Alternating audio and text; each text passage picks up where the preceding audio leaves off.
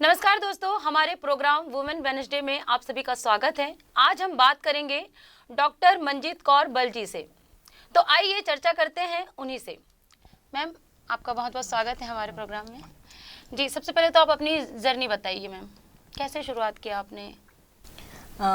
देखिए, ऐसा बहुत कठिन जर्नी हो या बहुत संघर्ष किया हो ऐसा जीवन नहीं है। बहुत ठीक ठाक से एक सामान्य लड़की जैसे जन्म लेती है एक अच्छे परिवार में। तो मैं एक प्रोफेसर, एक टीचर के परिवार में मैंने जन्म लिया। मेरे पिता इंजीनियरिंग कॉलेज में प्रोफेसर रहे और उसके बाद मेरी माता एक बहुत एक्टिव एक महिला रही हैं और उन्होंने अपनी शादी के बाद लगातार पढ़ाई करती रही हैं। तो इस सब चीज़ों को मैंने देखा है। मेरे भाइयों का मुझे बहुत साथ मिलता रहा है जी। और उसी पूरे माहौल में मैं पली बड़ी हूँ। मेरे पिता जो हैं वो बहुत अच्छे एनएसएस के कोऑर्डिनेटर रहे हैं, समन्वयक रहे हैं और बहुत एक्टिव प्रोफेसर रहे हैं जो आसपास के गांव को भी जोड़ते आए थे। हॉस्टल वार्डन भी थे। तो इस तरह की पढ़ाई लिखाई और जर्नी मेरी रही है। बहुत अच्छा खेलना कूदना, बहुत अच्छी पढ़ाई करना, बहुत अच्छा इस तरह से। जी, अब बहुत सारे मतलब आप पीएचडी होल्डर हैं, बायोडाइवर्सिटी पे आप मतलब पढ़ाई किया है आपने, उस पे काम भी करती रही हैं। आजीविका, जेंडर और रूरल डेवलपमेंट पे लेकर आप हमेशा से काम कर रही हैं। तो ये सोशल एक्टिविस्ट जो आप मतलब बनने का आपका मतलब कहाँ से आया, ये इरादा कैसे हुआ? देखिए, एक समय था जब हम कुछ इरादा नहीं करते थे और बहुत, लेकिन हम सपने देखते थे। तो मैंने 8वीं क्लास में गांधी जी की किताब, उस समय सहायक वाचन में गांधी जी की जीवनी थी, उस कहानी के पढ़ने के दौरान मुझे याद आता है, मैं बचपन में सपना देखा करती थी कि मैं एक झोला लेके गांव में पढ़ा रही होंगी और उस अंतिम आदमी तक पहुंचने के प्रयास में रहूंगी। तो वही सपनों के साथ मैं बड़ी हुई हूँ और बहुत बड़े बड़े सपने नहीं थे। प्रयास था कि मैं शायद मेडिकल का परीक्षा दे दूं, क्योंकि परंपरागत रूप से उस समय इंजीनियरिंग और मेडिकल था। तो मैंने बायो लिया, लेकिन मेरा उसमें मन बहुत नहीं लगा और उसके आगे फिर मुझे लगा कि मानव संसाधन में काम करना चाहिए। तो मैंने एमबीए किया, फिर पीएचडी भी उसी से संबंधित की। तो ऐसा कुछ खास प्रयासों से नहीं रहा, लेकिन जो मेरे मन में आता था कि मुझे ये करना है और वो ऐसा कोई काम करना है जो किसी व्यक्ति या के जीवन में परिवर्तन ला दे और वो व्यक्ति या लोग जो होंगे वो ज़रूरतमंद होंगे। तो इस तरह से अपने आप लिंक बनता गया और जीवन जो आज तक जो अनुभव है उस सारे अंदर की आवाज़ के अनुभव है मेरे साथ। जी, जो 1992 में समर्थ चैरिटेबल जो ट्रस्ट है उसका मतलब उसके आप टीम लीडर हैं, तो ये इसकी शुरुआत आपने कैसे की? समर चैरिटेबल ट्रस्ट अहमदाबाद स्थित एक संस्था है जिसको गजाला पॉल है, वो भी एक महिला लीड के तहत है, उन्होंने स्थापना की थी। उसमें मैं एज ए टीम लीड 2015 में जब मुझे शासकीय कार्य से बेदखल कर दिया गया, उसके बाद चूंकि बहुत कम संभावनाएं थी मेरे काम करने के लिए, तो उस समय इसका विज्ञापन निकला था और मैंने भरा था और यह अवसर मुझे उस समय से मिला। तो मैं 2017 से लगभग इस संस्था से जुड़ी हूँ और अभी 4था साल हो रहा है। जी, मतलब ये जो ट्रस्ट है ये किस प्रकार के काम करते हैं? ट्रस्ट वर्तमान में एजुकेशन, शिक्षा को लेकर, दिव्यांगता को लेकर, आजीविका को लेकर, पानी को लेकर इनका विशेष, और कोविड के समय में कोविड के सारे जितने भी स्थिति आई थी, कठिन परिस्थिति, उस पर विशेष रूप से काम करते हैं। जी, ये तो ट्रस्ट की बात हुई। मतलब एज अ मंजीत कौर जी, मतलब कोरोना काल चल रहा है तो आपने क्या ऐसा नहीं किया? हाँ, ये प्रश्न है कि मैंने क्या ऐसा नहीं किया, क्योंकि जब कोरोना की शुरुआत हुई तो महामारी किसी भी व्यक्ति के जीवन में एक ही बार आती है।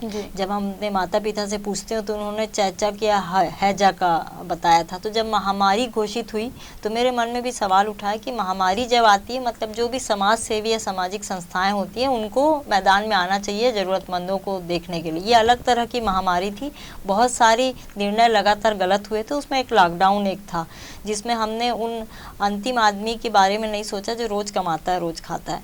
तो वहाँ से शुरुआत हुई और वहाँ उनके शेल्टर जब सरकार ने बनाया तो वहाँ हमने अपनी तरफ से भागीदारी दी। उसके बाद श्रमिकों के परिवहन में सहयोग किया, उनके भोजन में, उनके राशन में, उनके इलाज में, गर्भवती महिलाओं के विशेष केयर में, फिर क्वारंटाइन सेंटर्स में, फिर उनके हॉस्पिटल और एम्बुलेंस की व्यवस्था में, उनके ट्रीटमेंट की मदद करने से लेकर उनके बीच जागरूकता फैलाने में कि वो कैसे अब लगातार अपने हाथ धोने और मास्क पहनने को लेकर काम कर सकें। जी, अब ये ज्वलंत मुद्दा है मैम, बर्ड फ्लू को लेकर, इस पे आप कुछ कहना चाहेंगी? बहुत से लोगों को पता भी नहीं कि बर्ड फ्लू आखिर होता क्यों है।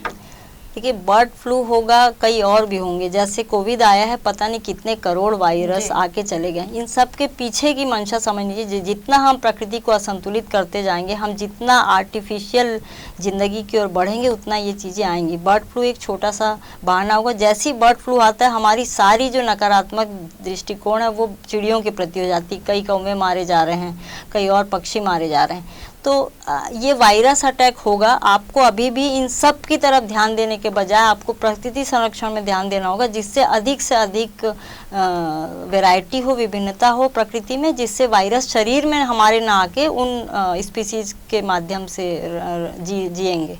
जी, अब लगातार रूरल डेवलपमेंट को लेकर वर्क कर रही हैं, तो ये जो फार्मर बिल है अभी जो है, उस पर आप कुछ कहना चाहेंगी? एक तो उसका फार्मर बिल नाम क्यों दिया गया ये आश्चर्य है, क्योंकि कृषि बिल जैसा उसमें कुछ नहीं दिखता है। किसानों की तरफ से कोई ऐसी बात उसमें नहीं रखी गई है जो किसानों को राहत देती हो। ऐसा लग रहा है किसी व्यापार का बिल है वो, जिसमें मिनिमम सपोर्ट प्राइस को हटा दिया गया है, गारंटी नहीं दी जा रही है। दूसरी, उसमें मंडी को हटा के रिप्लेस किया गया है, खुला मार्केट दे दिया गया है। तो ये किसान की तरफ से बना हुआ बिल नहीं है, इसलिए किसान बिल नहीं कहना चाहिए। और इसका पूरा प्रभाव एक बहुत बड़ी इकोनॉमी पे पड़ने वाला है, रेट के पड़ने वाला है। तो मुझे लगता है इसका नाम ही पहले बदल दें तो किसानों को भी लगेगा कम से कम हमारा बिल तो नहीं है। जी बिल्कुल। मैम, आप ह्यूमन डिसेबिलिटी को लेकर भी बहुत सारे वर्क कर रही थी, तो मतलब बताइए ना, डिसेबिलिटी को लेकर क्या दिव्यांगता को लेकर दो तरह की चीज़ें। हम अक्सर किसी दिव्यांग व्यक्ति को देखते हैं और सड़क पार कराने की कोशिश करते हैं। यहाँ से लोगों का ध्यान हटाना था, संवेदनशील बनाना था। तो संवेदनशीलता कब आती है? जब आप उनको उस स्थिति के बारे में सोचकर आप सरकार पे या दूसरे स्थितियों पे प्रभावित करते हैं।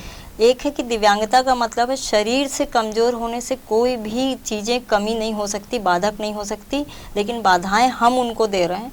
तो इसको लेकर एक माहौल, वातावरण निर्माण के काम में मैं भागीदारी करूं ताकि हर किसी का ध्यान गया। बहुत छोटी सी बात है कि साइन लैंग्वेज का उपयोग करने वालों को हम कहते हैं कि वो बोलना नहीं जानते, वो तो अपनी भाषा बोलते हैं, हमको समझना नहीं आता है। तो हर दृष्टिकोण की बात है कि हम ब्रेल हम पढ़ना नहीं जानते और हम बोलते हैं कि वो लिखना नहीं जानते हैं। तो इस तरह की चीज़ों को लेकर एक वातावरण का, जिससे हर इस मामले में संवेदनशीलता एक सामान्य आदमी को चाहिए, लेकिन हम दिव्यांग को संवेदनशील करने का प्रयास करते हैं। तो यही मेरा भी प्रयास है। ये तो वही बात हुई कि नज़र की नहीं, नज़रिए की बात है, देखने की बात। बिल्कुल जी। सेक्सुअल हैरेसमेंट को लेकर आप लगातार आवाज उठाती आई हैं, काम भी करते हैं आप लोग, तो अभी वर्तमान में क्या पोजीशन, मतलब क्या स्थिति है, क्या डेवलपमेंट हुए हैं? देखिए, ये विशाखा कमेटी से सुप्रीम कोर्ट की एक पूरी मार्गदर्शिका तैयार हुई थी कि आज अगर कोई महिला 5 बजे के बाद ऑफिस में नहीं रुकना चाहती है, या कोई माएँ अपनी बच्चियों को ऑफिस नहीं भेजना चाहती कार्यस्थल, उसके पीछे है कि वो जानती हैं कि ये असुरक्षित हैं। इस असुरक्षा के पीछे बहुत सारे कारण हैं, लोगों का दृष्टिकोण लड़कियों या महिलाओं को लेकर। तो आज भी वो माहौल हमारे कई ऑफिसेस में नहीं है, उनके ऊपर कमेंट किए जाते हैं और सामान्य कमेंट को भी देखा जाता है कि शायद इतनी बड़ी बात नहीं थी जितना महिला ने हल्ला किया। तो अभी सबसे ज़्यादा ज़रूरत है कि हर ऑफिस में, अभी तक ये तय नहीं है कि कमेटी बनी है कि नहीं, कमेटी बनी है तो क्या उसकी मंथली मीटिंग होती है, अगर उसकी मीटिंग होती है क्या महिलाओं को पता है कि उनके साथ कोई इस तरह की बात आती है तो वो अपनी बात बहुत ताकत से रख सकें, या परिवार का दबाव। तो इस पे तो अभी लगभग कुछ भी काम नहीं हुआ है और लोगों के बीच ये चीज़ें ठीक से गई भी नहीं है। जी बिल्कुल। मैम, अभी जैसे ग्रामीण क्षेत्र में पंचायत चुनाव होते हैं और कोई महिला अगर सरपंच बनती है तो उनकी भूमिका क्या होती है? हाँ, सरपंच पति की भूमिका पूछेंगे तो मैं बता पाऊंगी, क्योंकि महिलाएं सरपंच, चूँकि 50% आरक्षण है तो 50% तो महिलाएं आती है, उसके अतिरिक्त भी महिलाएं आती हैं कई जगह चुनाव में चुन के, लेकिन उन महिलाओं के पास आज भी निर्णय का अवसर नहीं दिया गया है। उनके पति उपस्थित होते हैं। हमने विधायकों के पतियों को तो विधानसभा में आने के लिए अवसर नहीं दिया है, लेकिन आज भी महिला सरपंच के पति के साथ ही अधिकारी भी बात करते हैं। तो निर्णय का है और उनके अंदर ये बात चली गई है, वो महिला निर्णय लेना भी चाहती है तो उसको ये नई क्षमता विकसित नहीं की जा रही है, उसे ये इस तरह का एप्रिसिएशन नहीं मिल रहा है कि वो स्वयं निर्णय ले सकती है, वो गांव को संभाल सकती है। तो अभी इसमें लंबा काम करना है। पहला जो अभियान है कि सरपंच पति की एंट्री जो है, प्रवेश जो है, वो कार्य क्षेत्र से बाहर करना होगा। जी। मजदूरों का दुख तो वैसे पता नहीं कभी हमने देखा भी है नहीं, लेकिन कोरोना काल में सबने देखा है मजदूरों का दुख। तो ये जो लेबर माइग्रेशन है उसमें महिलाएं कितनी प्रभावित होती हैं? सबसे ज़्यादा महिलाएं प्रभावित होती हैं। अगर आप कुपोषण को देखेंगे तो कुपोषण और इसका सीधे संबंध है। वो महिला जो प्रेगनेंसी को भी देखती, गर्भधारण भी करती, वो महिला दूध भी पिलाती है बच्चे को, वही महिला मासिक धर्म के साथ भी गुजरती है। इन तीनों घटनाओं में उसका शरीर प्रभावित होता है। और जब माइग्रेट करते हैं तो वो किसी झुग्गी झोपड़ियों में रहते हैं। वहाँ पे खाने की सबसे सस्ती चीज़ें वो खरीदते हैं जो सबसे ज़्यादा कुपोषित होती हैं और उन सबसे कम पोषण वाली होती है, और उनके भोजन से वो अपना पेट भरती हैं और वो उसमें भी अंत में खाना खाती हैं जो बच्चा होता है।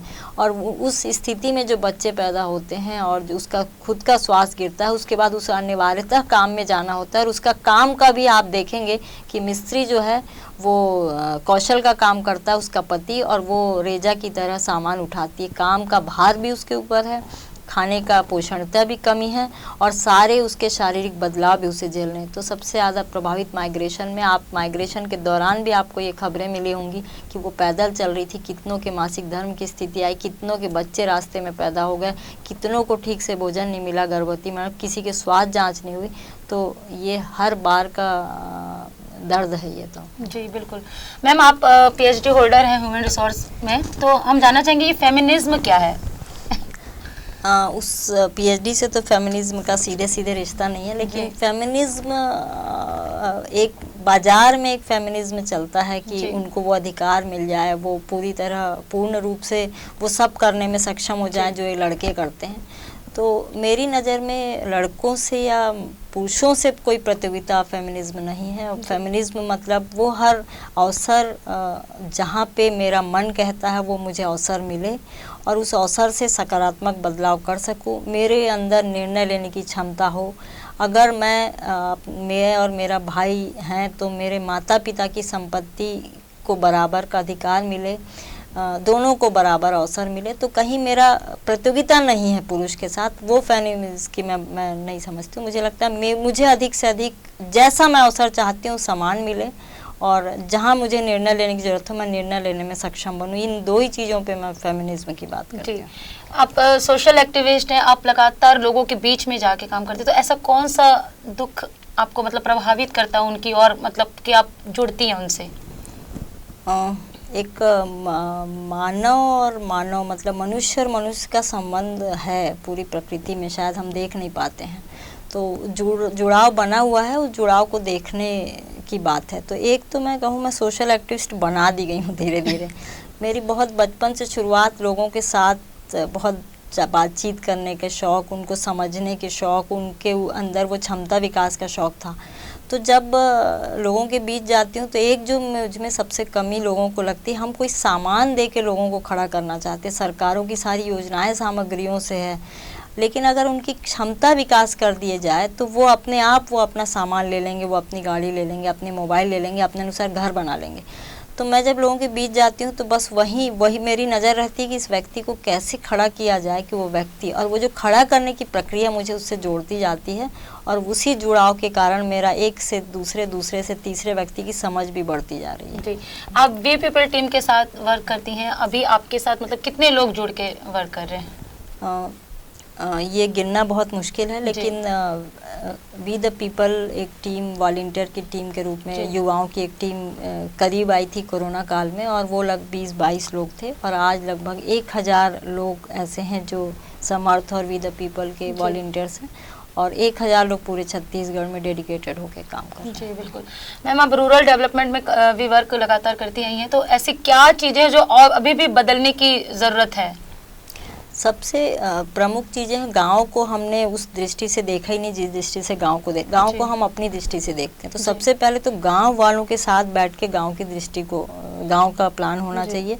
दूसरी जो महत्वपूर्ण बात है कि जितने भी स्कीम और प्रोग्राम बनते हैं आज भी वो ज़मीन पे नहीं पहुंचते। इस पे कई सालों से बातचीत हो रही है कि 100 में से 10 रुपया पहुँच रहा है, लेकिन क्यों पहुँच रहा है? जानकारी 100 में से 10%, तो उस पर अभी बहुत काम करने की ज़रूरत है कि लोगों तक जानकारी नहीं पहुंच पा रही। शहरीकरण में देखा जाए तो महिलाएं जो होती है बहुत ज़्यादा फ्रीडम और बहुत बेबाक वो बोल सकती है अपनी बातें, तो ग्रामीण महिलाओं में ये देखने को मैं कैसे मिलता है? अलग अलग है। आदिवासी क्षेत्रों में यह आपके लिए बहुत सामान्य है, महिलाएं भी अपनी बात कहती हैं। शहरी क्षेत्रों में ये गलतफहमी है। शहरी क्षेत्रों में मिडिल क्लास महिलाएं, लेकिन आप बहुत हायर में भी जाएंगे या लोअर में भी जाएंगे, कई जगह पे अभी भी महिलाओं को स्वतंत्रता नहीं है।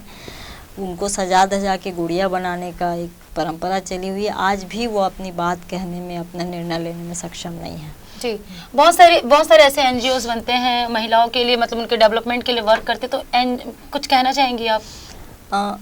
बेसिकली संस्थाओं का काम, मैं 2015 के बाद किसी एनजीओ में लगातार 17 के बाद से काम कर रही हूँ। तो एक तो बात समझ में आती है कि उन महिलाओं को उनके पैरों पे खड़ा कर देना, उनको निर्णय योग्य बना देना ही किसी महिला सशक्तिकरण का काम हो सकता है। लेकिन हम महिलाओं को कोई और लाभ देने का प्रयास करते हैं तो मेरे लिए बेहतर होगा कि आर्थिक रूप से ही सशक्त ना करें, मानसिक रूप से भी उन्हें सशक्त करने में योगदान दें। आप लगातार जेंडर पे भी काम करती हैं, तो ये कहाँ से है, मतलब कि ये भी इसमें भी किया जा सकता है? इस पूरे समाज में जब आप बड़े होते हो तो आप देखते हो कि लड़कियों के लिए लोगों ने काम अलग बांट दिया है। आपकी क्षमता बहुत सारे काम करने की है। जैसे मैं अपने भाइयों की तुलना में बहुत सारी चीज़ें मैंने बाद में सीखी, क्योंकि मुझे आम तौर पे आसपास वो काम करते हुए लड़कियां या महिलाएं नहीं दिखती थी। तो ये धीरे धीरे ये दूरी को पाटना ज़रूरी है, और ये पाटने का काम होगा जब बचपन में ही सही आप ये तय न करो कि लड़की पीला गुलाबी रंग पहनेगी और लड़का नीला रंग पहनेगा।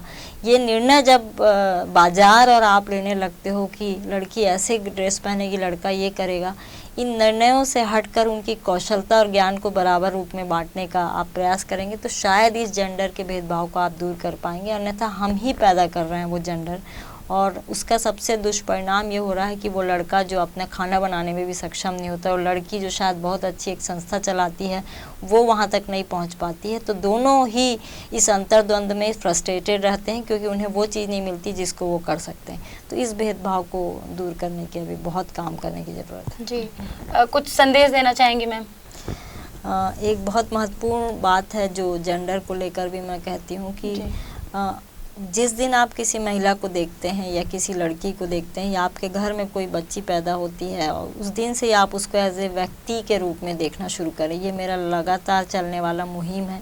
जिस दिन आपको वह व्यक्ति दिखेगी उसका व्यक्तित्व निर्माण करेंगे, नहीं तो आप उसे लड़की और महिला बनाने का प्रयास करेंगे। जी मैम, आपका बहुत बहुत धन्यवाद और आपको बहुत शुभकामनाएं कि आप निरंतर ऐसे ही आगे बढ़े। धन्यवाद।